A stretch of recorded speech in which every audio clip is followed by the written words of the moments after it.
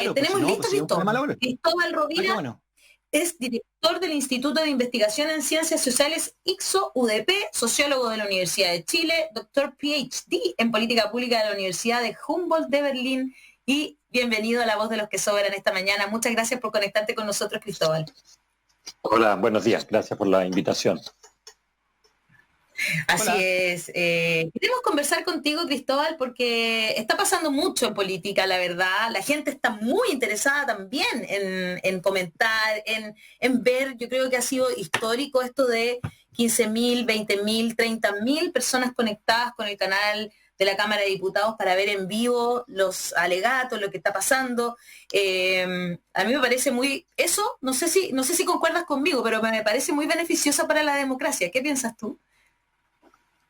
O sea, yo creo que una de las cosas que hemos venido alegando con el tiempo es que tenemos en el caso de Chile ciudadanos que están muy pocos interesados en el acontecer nacional y lo que hemos estado viendo en los últimos meses es claramente justamente lo contrario, de que cada vez hay un interés mayor en el debate público y de alguna manera un mayor involucramiento. Eso, por cierto, que tiene un lado positivo. Ahora hay que ver cómo esto va a seguir evolucionando en el tiempo, porque estamos todavía en el medio de una crisis, por así decirlo, y es difícil predecir cómo es que estas distintas latencias se van a mover en una dirección o en otra.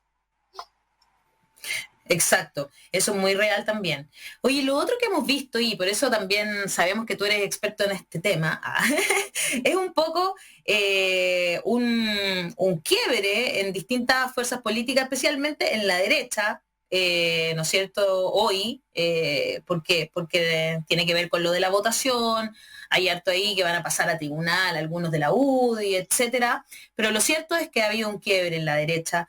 Estas personas que están en este lado de la política son los mismos de siempre, porque veíamos nombres que se van repitiendo desde la colonia más o menos, Alessandri, ¿no es cierto? El otro día hablábamos Larraín, ¿cuántos había? Hernán Larraín incluso podíamos buscar y hasta el 1700 llegábamos con estos nombres, entonces nos pareció bien interesante lo que está pasando ahí y un poco analizar quiénes son estas personas que están en la derecha y que hoy día están tan quebrados también.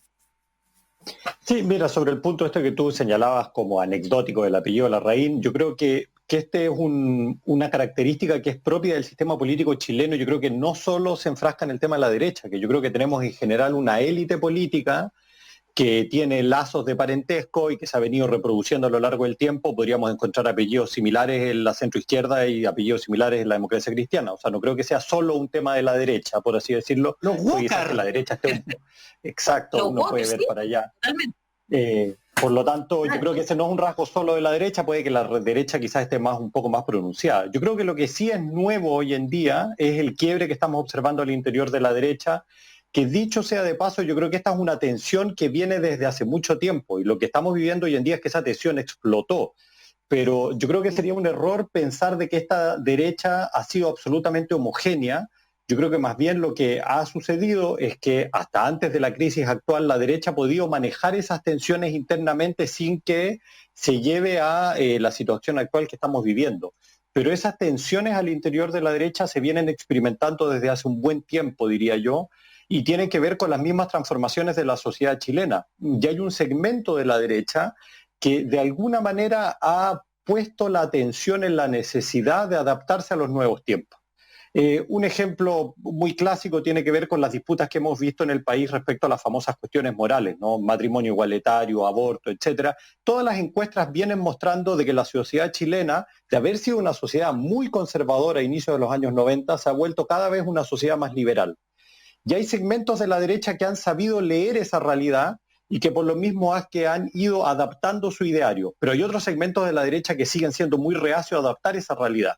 Y eso ha ido generando tensiones y hoy en día lo que estamos viendo es que esa tensión ha explotado no en la cuestión moral, sino que en la cuestión de las AFP.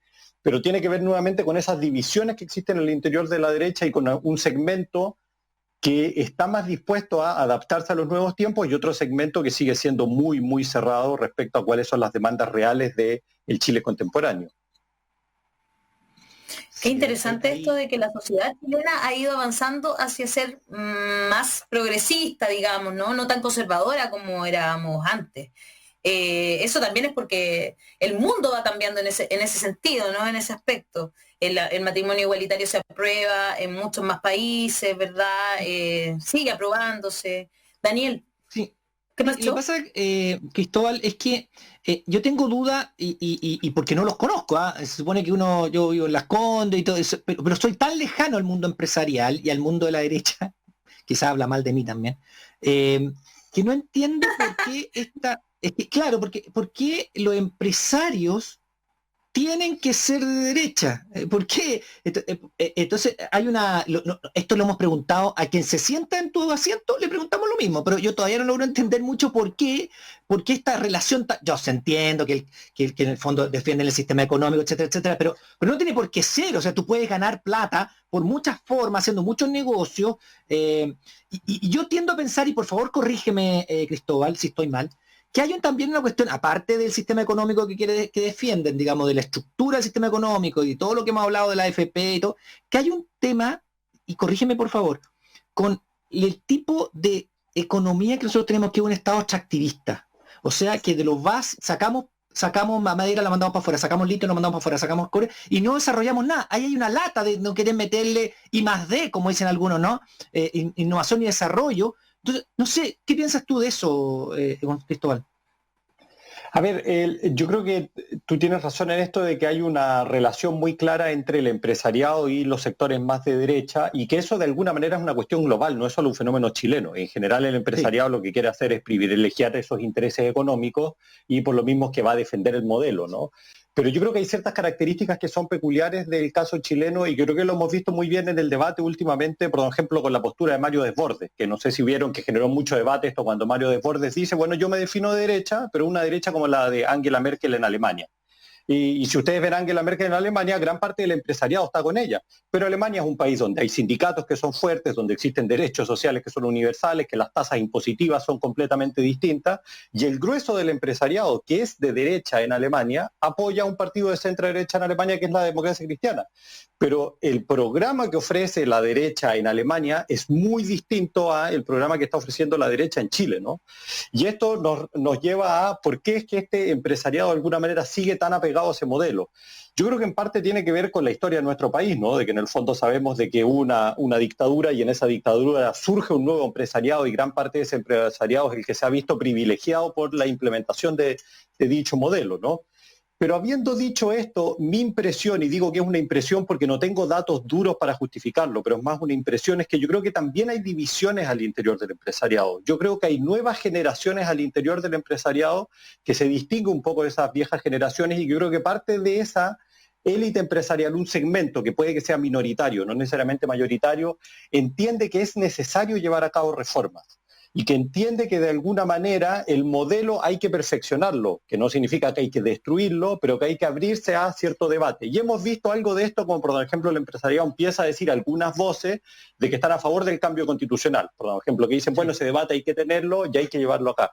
Entonces yo creo que puede suceder de que el empresariado esté, que si bien yo creo que la mayoría apunta hacia una dirección, hay segmentos que están un poco más abiertos a tratar de repensar un poco cuál es el modelo de desarrollo que nosotros tenemos, y aquí nuevamente las experiencias extranjeras nos muestran que existen otras derechas que son mucho más moderadas y que están dispuestas a seguir con un modelo de libre mercado, pero que ese modelo se tiene que perfeccionar una serie de elementos, ¿no? Yo creo que parte del debate que está experimentando la derecha hoy en día guarda justamente la relación con este debate, como digo, que tiene una cuestión que es mucho más global, que nosotros la vemos a veces solo como enfocado el caso de Chile, pero que yo creo que se está instalando en muchas partes del mundo, ¿no? Que en Chile tiene ciertas particularidades, y dada la crisis de la pandemia, esto lo hace aún más grave, por así decirlo, por la situación económica de muchos ciudadanos del país, ¿no?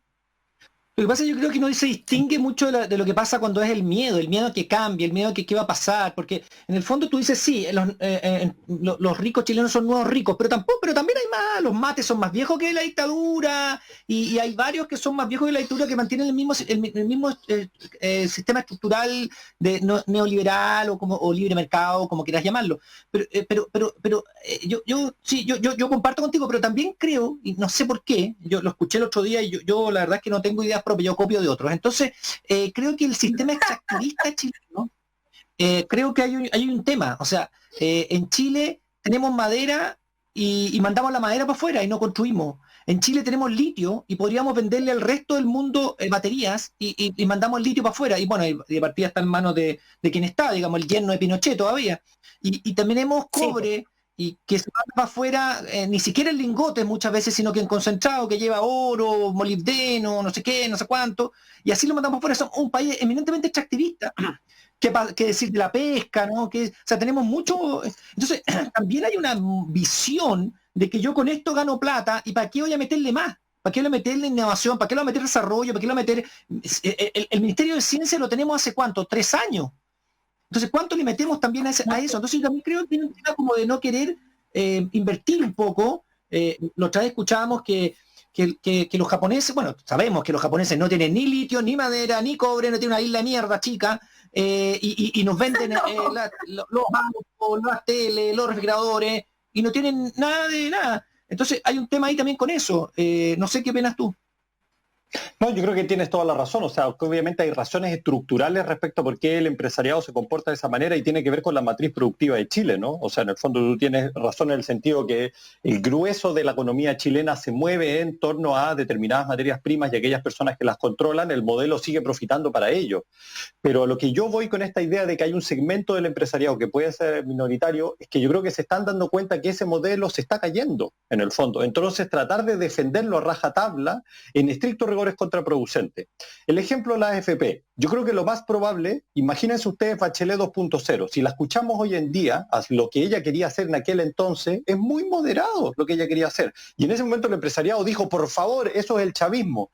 Yo les apuesto, si nosotros pudiéramos ya armar el empresariado hoy en día, dirían, ¿por qué no aprobamos aquellas medidas si eran tan sensatas? Dirían hoy en día. Pero eso lo están diciendo, muestra. Sí, lo están diciendo, o sea, lo están diciendo, pero ahí nuevamente muestran de cómo es que un segmento del empresariado se está dando cuenta que negarse absolutamente a no realizar ningún cambio es absolutamente contraproducente para sus propios intereses económicos. Porque va a llegar un punto de que no pueden abrir sus locales, de que no pueden tener personas que pueden trabajar, que los sindicatos se van a empezar a empoderar, etcétera. Que esa es la situación actual a la cual llegamos. Lamentablemente llegamos a esta situación en gran parte por la oposición de ese empresariado a hacer reformas a justo tiempo. Si yo creo que esto se pudiera resumir en un eslogan, lo que estamos viendo es el costo de no hacer reformas a tiempo. Eso es lo que le está pasando a Chile. Muchas de estas reformas todos sabemos que hay que hacerlas. El sistema de AFP sabemos hace mucho tiempo que no está funcionando bien, pero hay una oposición constante a no realizar reformas, y ahora explotó, obviamente, esa caldera, por así decirlo, y está explotando, en el fondo. Y por lo tanto, lo que sistema de salud, yo creo que... el agua... Exacto, en distintos segmentos, y por lo tanto es que vamos a tener un periodo difícil, donde va a ser difícil ponerse de acuerdo, pero es la única solución para tratar de salir adelante y llevar a cabo reformas más estructurales. Pero ¿por qué eligen a Sutil entonces, Gonzalo? Perdona, pero Sutil, o sea, al máximo dirigente que tienen ellos, eligen a ese, que viene del mundo agrario, o sea, perdona, tú me dices que hay cambios, pero si yo pienso, aunque sea minoría, no elijo al paradigma de lo conservador, de lo patronal. ¿Me explico? Sí, pero yo creo que es lo mismo de por qué se escogió a Piñera en su momento. O sea, obviamente que Piñera no era la persona para liderar este cambio, pero de alguna manera la inercia lleva a que si ese es el líder que está establecido, que supuestamente es el que logra aglutinar a todas las fuerzas, etcétera, se apuesta por ese candidato. Y terminó siendo una muy mala opción. O sea, cuánta gente de la derecha hoy mismo día dice de que en realidad Piñera no debería estar donde está, pero ya está dentro, en el fondo, y hay que hacerse cargo de esa situación, ¿no? Entonces yo creo que hay mucha inercia también en esto, respecto a que nos explican por qué a veces uno ve poco cambio de liderazgo, y esos líderes que hay de alguna manera tienen que terminar adaptándose muy a contrapelo, en el fondo muchas veces, porque la realidad lo supera, en el fondo, que es lo que estamos viendo con el gobierno actual. Claro. Oye, a propósito, a todos los que estuvieron a favor de lo de la AFP, ¿no es cierto? Y a todos los que generalmente usan algunas ideas más progresistas, se les está acusando ahora último mucho de populismo, demagogia, populismo, facilismo también he escuchado, ¿no? Que como que hay poca profundidad en el debate. Cristóbal, ¿podríamos partir por dar una pequeña definición de qué es realmente populismo? A ver, obviamente, yo creo que aquí lo primero es que aquí yo hablo como académico, que puede sonar aburrido, pero yo trato de desarrollar un concepto que me ayuda a comprender el fenómeno antes de juzgarlo. Yo creo que esto es muy importante, Exacto. porque la palabra populismo se utiliza generalmente como condenatoria. Todo aquello que a mí no me gusta lo voy a llamar populista. Entonces, si no me gusta que se cambie la AFP, o si es que no me gusta que la gente no siga el designio de la pueblo, o si es que no me gusta, etcétera, digo que ese candidato, ese actor, esa política pública es populista.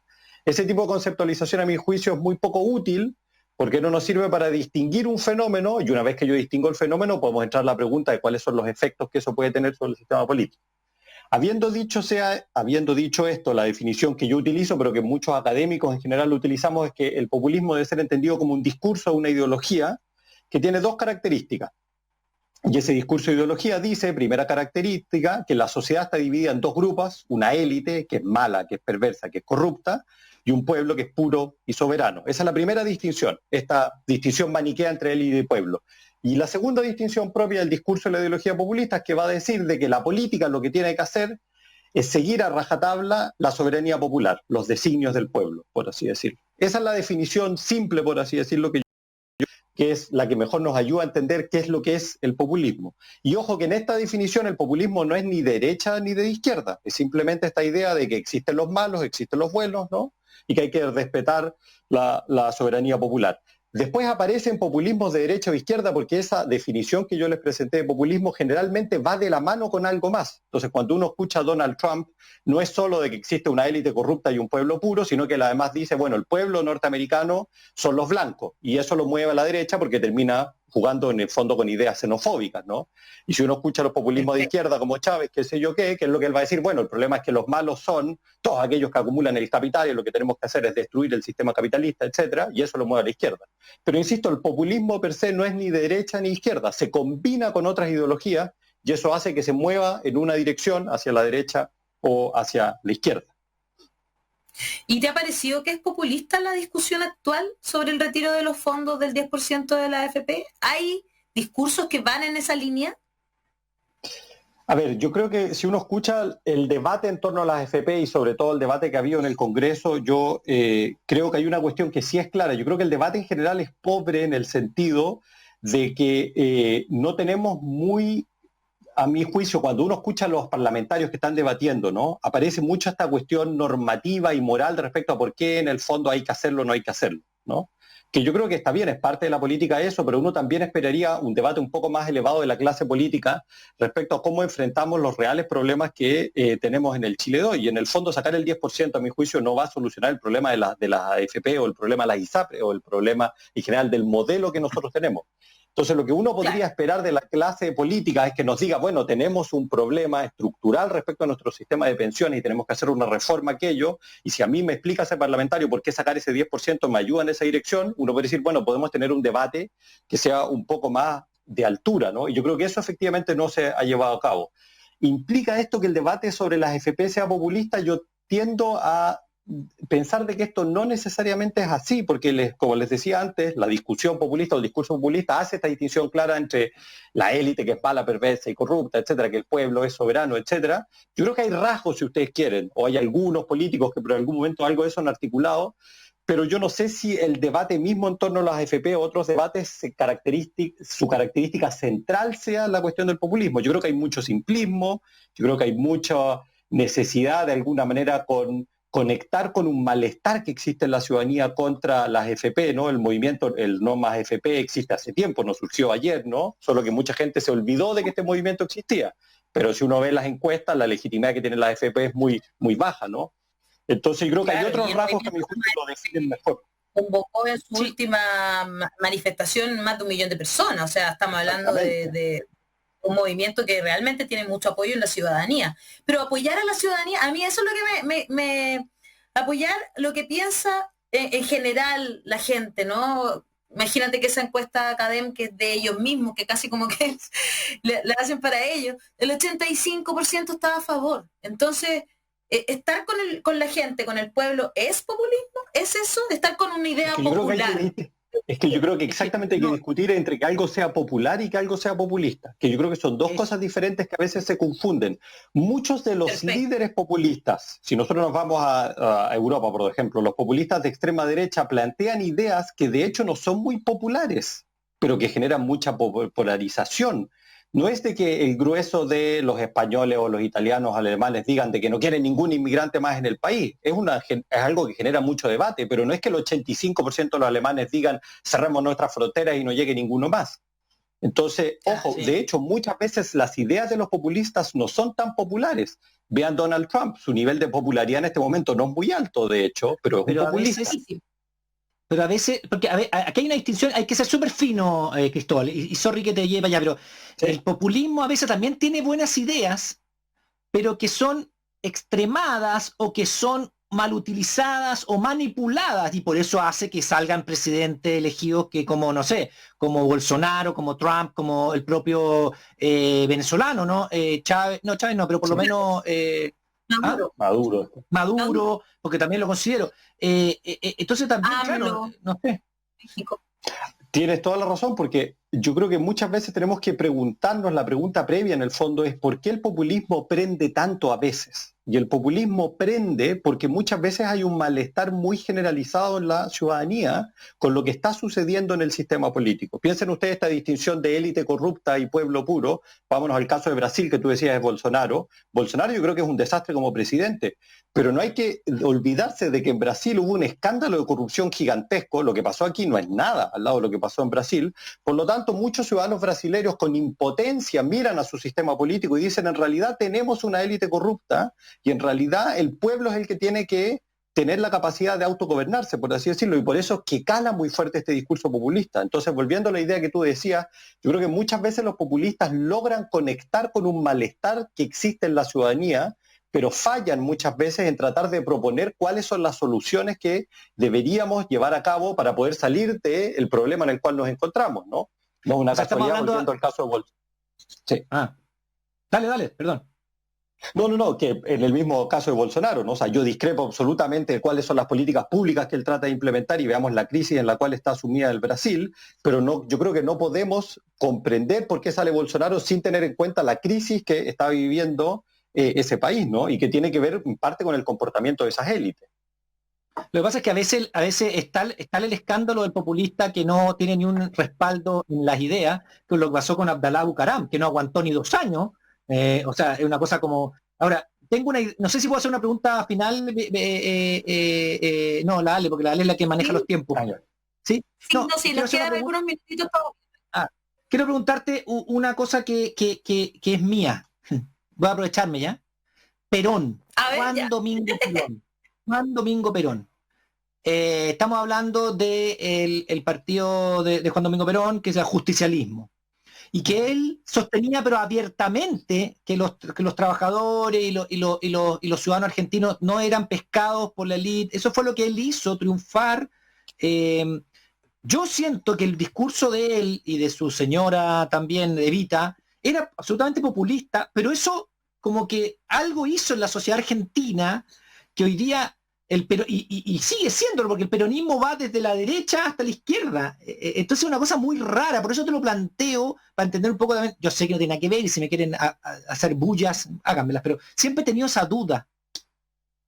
No, porque yo creo que lo que pasó en Argentina y conecta con la discusión que estábamos teniendo al inicio de cómo definir el populismo. Si tú te recuerdas, yo decía, el populismo no es ni de derechas ni de izquierdas.